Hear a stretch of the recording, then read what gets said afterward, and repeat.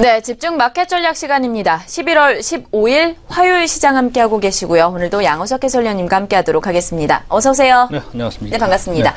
자, 다우존스 산업평균지수가 금융업종 강세에 사흘 연속해서 강세가 이어지면서 사상 최고가를 나타냈다고 합니다.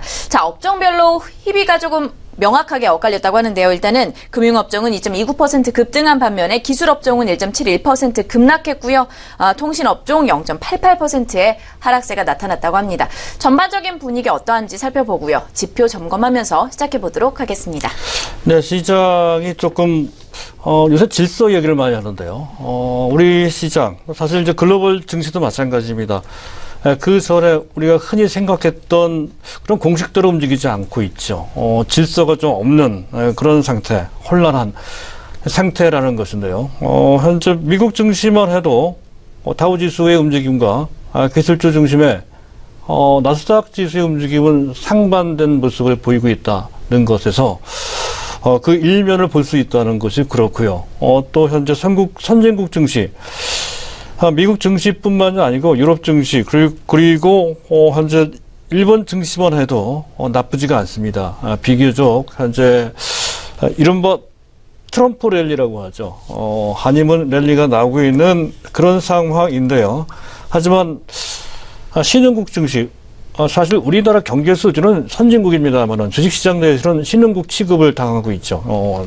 신흥국입니다. 신흥국 증시는 현재 약세를 보이고 있습니다.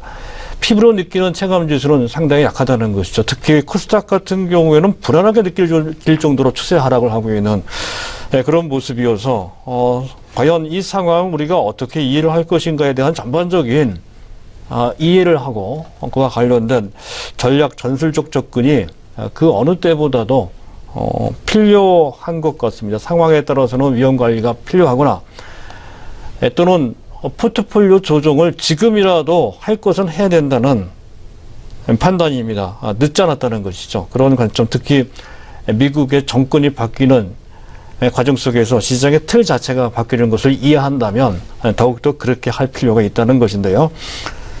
자, 오늘도 환율부터 보도록 하겠습니다. 계속해서 달러 가치는 올라가고 있죠. 트럼프 정권을 만나서 그렇다는 것이죠. 달러 인덱스는 어느새 100포인트를 넘어서고 있습니다. 전일 대비 1% 가깝게 많이 올라간 상태인데 그 상태에서 또 추가적으로 더 달러 가치가 올라가는 그런 모습이 나타나고 있는데요. 작년 11월 달 수치와 거의 비슷합니다. 그 당시는 그때가 고점이었습니다만 지금은 그 이상 올라갈 기세를 보이고 있다는 것이 그때 분위기와 좀 다른 것 같습니다. 자, 유로화 가치는 내려가고 있죠. 1.072달러 수준으로까지 거의 급락하는 그런 모습이 나타나고 있고요. 자, 엔화가 문제입니다. 엔달러 환율이 108.36, 전일 대비 1.59%나 급등했고요. 장중에 약간 내려왔습니다만 여전히 달러당 108엔 수준을 계속 유지하면서 엔저가 아주 가파르게 엔달러 환율은 고공행진을 하고 있는 그런 모습.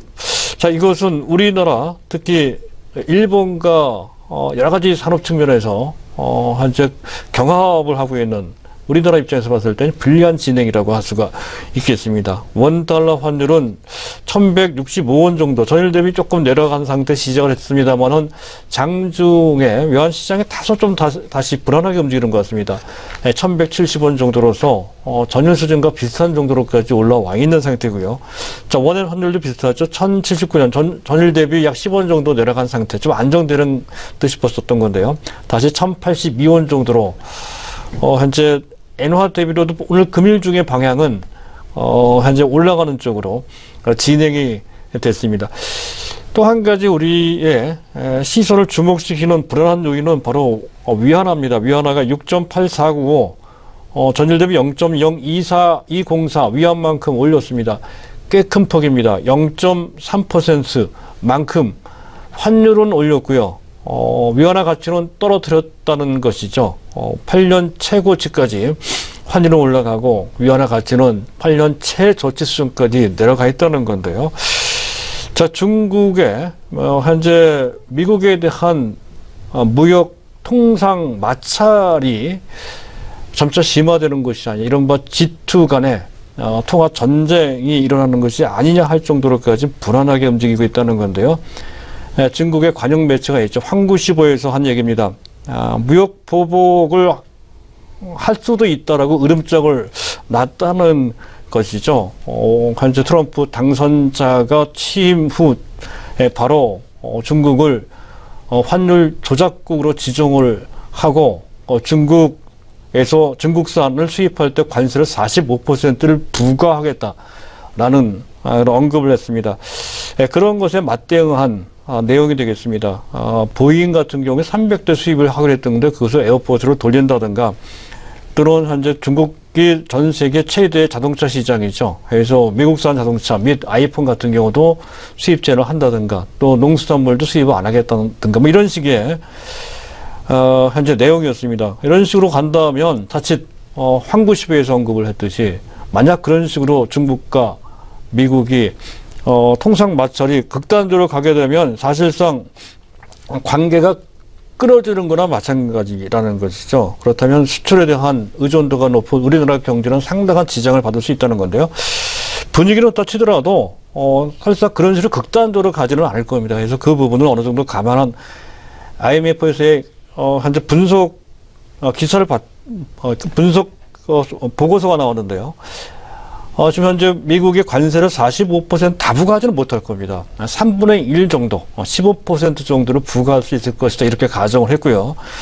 그랬을 때 중국의 GDP 성장률은 마이너스 1%포인트 정도 현재 감소하는 효과가 나올 것이다. 이렇게 이제 예측을 하고 있다 하는 것.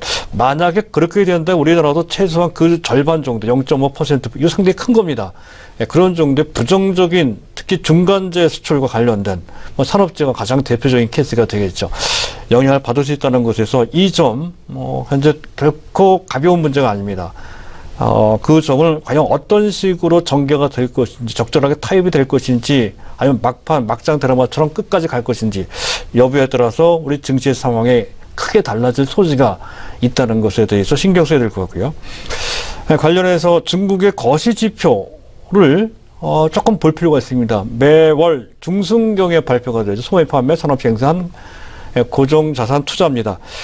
10월 달에 소매 판매를 보게 되면 작년 동기 대비 10.0% 증가된 것으로 집계가 되는데요. 이 정도면 훌륭합니다만은 그러나 지난달은 10.7%였습니다. 그 증가 속도가 좀 줄었다는 것이죠. 증가 속도가 10.0% 정도 이 수준은 금년 중 최저 수준이며 작년과 비교해 봤을 때도 최저 수준입니다. 그래서 중국의 소비의 강도가 조금 약해지는 듯한 그런 측면이 있다는 것을 좀 봐야 될 것 같고요. 또 한 가지는 의외로 산업생산이나 고정자산 투자 증가율은 시장에서 예상했던 것보다 그렇게까지 나쁘지가 않습니다. 산업생산을 보게 되면 6.1%인데요. 시장에서 예상했던 것은 6.2% 정도였습니다만은 그러나 이 정도만으로도 충분히 선방했다는 그런 분석 평가이고요. 보다 중요한 것은 섹터별 산업 생산 증가율입니다. 일반적인 산업의 증가율은 비교적 저조합니다. 하지만 전력가스, 수자원 쪽 이쪽 증가율이 괜찮았고요. 하이테크나 또는 현재 첨단 설비 쪽은 증가율이 10%가 넘어갑니다. 중국이 어느 쪽에 역정을 두른지를 알 수 있는 대목이 또 한 가지 아주 중요한 섹터가 있습니다. 바로 제조업이라는 거죠. 제조업의 산업 생산 증가율은 6.7%나 됩니다. 그동안 계속 현재 평균 이하였었거든요. 그래서 현재 얼마 전 생산자 물가지수가 모처럼 만에 반등, 그것도 현재 2개월 연속 플러스가 나왔다 하는 것과 연결시켜서 본다면 중국도 어느새 조금씩 제조업이 부활되는 듯한 흐름이 만들어지고 있다는 것이죠. 최근에 중국 증시에도 관련 종목들이 시장을 이끌고 있다는 것도 같은 맥락으로 볼 수가 있다는 것이고요. 또 한 가지 우리 증시와 비교해서 봐야 될 것은 중국의 1월 달부터 10월 달까지의 누계치입니다. 고정자산 투자 증가율인데요. 이것이 8.3%. 이게 누계치기 때문에 갑자기 늘기가 어렵습니다. 하지만 지난달 대비로도 늘었고요. 전망 대비로도 늘었습니다. 8.3% 정도 수준으로 늘었다는 건데 아직까지는 민간 투자는 약합니다. 물론 정부 투자 위주로 가고는 있지만 그 어느 쪽이 그 투자가 증가되는지 그 여부가 우리 증시에도 상당히 중요한 영향을 주고 있다는 것에 포인트를 맞출 필요가 있다는 것이죠. 가장 대표적인 것이 인프라 투자입니다. 인프라 투자가 무려 19.4%나 증가되고 있죠. 미국의 인프라 투자와 같은 맥락으로도 볼 수 있습니다. 또 작년 재작년부터 추진을 해왔던 1대1로 사업, 신실크로드 구상이죠. 이것도 관련이 되어 있다는 것이죠. 또 작년 전인대 때 나왔던 중국 제조 2025와도 관련되어 있고요. 공급 측 개혁과도 관련되어 있다는 것이죠. 인프라 투자 그렇고요. 또 한 가지 봐야 될 것은 그 가운데 현재 전력수자원 거기에 농업 이쪽 1차 산업도 현재 투자가 늘고 있다는 것이죠. 그런 관점에서 본다면 우리가 중국과 연관지어서 볼 때 어느 쪽에다가 초점을 맞추는 것이 유리한지를 미국 증시와 견줘서 봤을 때도 비슷한 해답이 나옵니다. 참고하실 필요가 있겠습니다. 네, 이렇게 해서 전반적인 좀 흐름을 좀 살펴봤습니다. 자, 유가와 관련된 이야기도 좀 살펴보도록 할게요. 이 부분도 좀 점검을 해주실까요? 예, 유가가 지금 최근에 폭락을 하고 있죠. 유가만 그런 것이 아닙니다. 금값도 내려가고 있고요. 또 한 가지는 이건 이제 상품이 아니고 이제 금융 상품입니다만은 채권 가격도 내려가고 있죠. 내려가는 정도가 아니라 폭락하고 있는 상태나 다름이 없다는 건데요. 글로벌 공통적 현상입니다. 이거는 증시로 따진다면 현재 선진국 증시는 양호하나 신흥국 증시는 뭐 크게 내려가고 있다. 이렇게 대별이 되지만 채권만큼은 아니다는 거죠. 선진국 채권이든 신흥국 채권이든 공이 급락하고 있는 상황이라는 건데요. 이게 좋은 현상은 아닙니다. 그 점과 관련돼서 약간은 우리가 보수적으로 볼 필요가 있다는 건데요. 일단 유가부터 보겠습니다. 43.32달러. 전일 대비 0.2% 내려갔습니다. 큰 폭은 아닙니다만은 호재가 나온 것에 비해서는 너무 약했다는 것이죠. 미국의 에너지 정보청에서 내년도 세일 오일에 생산량이 줄어들 것이다라고 하는 것. 이렇게 되면 약간 공급과 관련돼서는 부담은 덜게 되죠. 많이 떨어져 있기 때문에 그런 정도의 호재만으로도 어느 정도 올라올 수 있었던 건데요. 올라가지 못했습니다. 여전히 강달러 또 근본적인 공급 과잉 문제에다가 또 11월 30이번 달이죠. 현재 지금 감산 합의에 대한 기대가 좀 꺾이고 있는 상황. 이런 것과 관련돼서 유가가 급락하고 있는 그런 상황. 약간 구조적인 측면도 좀 있습니다. 특히 트럼프 정부에서는 더욱더 그렇게 될 소지가 있다는 것이죠. 또 한 가지 봐야 되는 것은 금값입니다. 금값이 폭락하고 있는 상태죠. 0.2%. 전일은 3.3%나 내려가면서 오늘까지 전일까지 현재 3거래일 연속 내려가는 모습인데 그만큼 선진국 기준으로 봤을 때 글로벌 금융시장은 그렇게까지 불안한 상태는 아니라는 것이죠. 문제는 신흥국 시장이 이제 문제라는 것을 보여주는 것이고요. 은값이 현재 2.8% 내려갔다는 건데 또 한 가지 봐야 될 것은 구리 가격입니다. 구리 가격 어제 잠깐 내려갔었죠. 지난 한 주 11%, 3주간 20%가 급등한 상태에서 전일 살짝 약 1% 약간 넘는 정도 수준으로 조정을 받고 하루 만에 큰 폭은 아니지만 어쨌든 다시 플러스로 반전되는 모습은 최근에 원자재 가격, 비철금속 가격 및 철강 가격이 올라가는 것과 상당히 같은 맥락이고요. 중국의 제조업 중심의 경기 회복과 또 트럼프의 현재 경제정책 공약과 상당히 관련되어 있는 그런 선상에서 이들이 가격이 상승하고 있는 것이다. 이런 흐름은 추세적으로 진행될 소지가 높다는 것이 많이 올라갔지만 조정을 받더라도 다시 우상향 방향을 그리며 상승 추세를 만들 소지가 높다는 관점으로 볼 필요가 있다는 것이고요. 그와 관련돼서 국내 철강 가격도 최근 몇 개월 동안 좀 쉬어가는 듯 했다가 다시 열연강판, 냉연 또 심지어는 후판 가격까지 올린다고 하죠. 현재 톤당 2만 원 내지 5만 원 정도. 퍼센티지로 따진다면 작기는 한 2.5%에서 많기는 한 4%, 5% 가깝게 현재 올린다는 건데요. 여기서 몇 가지 우리가 힌트를 잡을 수가 있습니다. 가장 대표적인 것은 원료 가격이 올라갔다는 것. 원료 가격. 현재 전문용어로 얘기한다면 이제 강점탄입니다.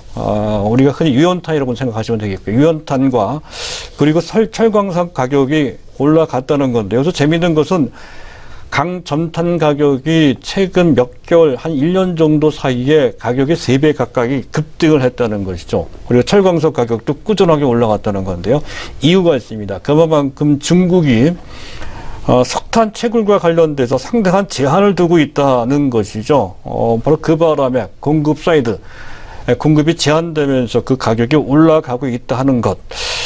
그런 것은 역시 중국의 작년 이맘때부터 있었던 공급지 개혁과 상당히 관련돼 있다는 것이고, 얼마 전에 이제 바오선 강철과 우한 강철이 합병을 승인한 것도 같은 맥락으로 볼 수 있다는 것이죠. 연간 약 1억 톤 정도의 철강을 감축하겠다는 당국의 의지와도 관련되어 있습니다. 그래서 많은 의심을 갖고 있었지만 실제로는 공급지 개혁이 나름대로 순항하고 있는 것이다. 아직까지는 그렇습니다. 그렇게 평가할 수 있는 것이고, 실질적으로도 철강 가격도 올라가고도 있지만 실제 중국에서의 지난 산업 생산적인 세부 항목을 보게 되면 채굴업은 이제 각종 광물을 뜻하는 것이죠. 광물 채굴업의 산업 생산이 다른 것은 평균 6.6% 넘게 상승을 했는데, 증가했는데, 이 채굴업만큼 마이너스 2.2%입니다. 그만큼 실질적으로 줄고 있다는 것을 알 수 있다는 것이고요. 그것이 우리나라 철강 가격이 올라가는 것과 어찌 보면 상당히 밀접한 관련이 돼 있습니다. 그 점을 이해한다면, 약 1년 전부터 제가 말씀드린 것 같네요. 철강이 상당히 유망하다는 것이죠. 그 관점은 1년 전도 그랬었고요. 지금도, 앞으로도 그럴 소지가 상당히 높다는 것을 우리가 짐작할 수 있다는 것이고요. 또 한 가지는 채권 가격이 문제가 된다는 거죠. 미국의 국채금리가 계속 올라갑니다. 10년물이 2.1509% 수준으로까지 치솟아 올라갑니다. 불과 3, 4개월 전에는 1.5 사상 최저치 수준이었던 건데요. 슬며슬며 올라가더니 최근 한 달 사이에 아주 그 올라가는 속도가 가팔라지고 있다. 채권 금리가 올라간다는 얘기는 거래되는 채권 가격이 내려간다는 뜻입니다. 그것은 비단 미국만 또는 유럽 등의 선진국에서만 발생하는 것이 아니라 우리나라에도 발생하고 있다는 것이죠. 우리나라 국고채 금리가 10년물이 2.061%, 전일 대비 0.123% 포인트만큼 올라갔습니다. 이게 상당히 큰 폭입니다. 하루에 0.01%포인트 올라갈까 말까 한 것이 그 10배가 넘는 정도 수준의 폭으로 오르고 내리고, 지금은 이제 오르고 있죠. 그만큼 채권 가격은 떨어지고 있다는 건데요. 또 한 가지 봐야 될 것은 점차 미국의 국채금리가 아직까지는 높죠. 그 폭이 약 0.2, 많게 0.3까지 3%포인트까지 늘어났던 것은 최근에 많이 줄어들었습니다. 하지만 아직까지도 여전히 미국의 10년물 국채금리가 우리나라 10년물 국고채 금리보다 높습니다. 이렇게 되면 채권 투자액이 우리나라보다는 오히려 미국으로 빠져나갈, 사실 미국 채권 시장에서 돈이 빠져나가고 있어요. 그래서 일편 그 채권 시장에서 빠져나간 자금이 주식시장으로 환류될 수 있다라고 하는 낙관적 시각도 제시하는 부류도 있습니다만 아직까지는 불편합니다. 전반적으로 부채 축소, 디레버리징 관점으로 현재 지금 채권 시장에서 자금이 신흥국뿐만 아니라 선진국 시장에서도 이탈되는 것이 아니냐는 건데요. 지금 현재 채권하면 빌그로스 같은 현재 야누스 캐피탈 창립자도 있습니다만, 최근에 신채권왕이라고 해서 떠오르는 인물이 있죠. 제프리 군드라후, 이 사람입니다. 더블라인 캐피탈 CEO입니다. 이 사람이 얘기를 합니다. 4, 5년 내에 지금 현재 채권 금리가 고작 2% 정도지만 앞으로는 6% 이상 올라갈 것이다. 미국의 채권 금리를 뜻하는 것이죠. 그렇게 올라갈 것이다. 이렇게, 그리고 물가는 지금 현재 1%대에 있지만 3%대까지 올라갈 것이다. 이렇게 전망을 하고 있다는 것이고요. 무디스는 한 발 더 나가는데요. 만약에 트럼프 대통령 당선자가 공약대로 그런 식으로 가게 되면 현재 지금 채권 금리가 8.6%대까지 올라갈 수 있다. 이렇게 전망을 하고 있습니다. 만약 이렇게 된다면 상당히 큰 문제가 따라서 그런 정도는 되지 않을 것이고 어느 정도 수정될 것인데 그렇게 된다 하더라도 10년물 채권 금리가 4% 지금 현재 한 2배 정도 되는 거죠. 그리고 기준금리도 그 정도 올라갈 소지가 높습니다. 한 2배 정도로. 네, 그럴 소지가 있다고 지적을 하고 있습니다. 그렇게 된다고 한다면 금리 인상과 관련된 프레셔, 압박 강도는 시간이 갈수록 점차 강해질 수 있다는 것에서 우리 증시와 결부시켜서 보실 필요가 있겠습니다.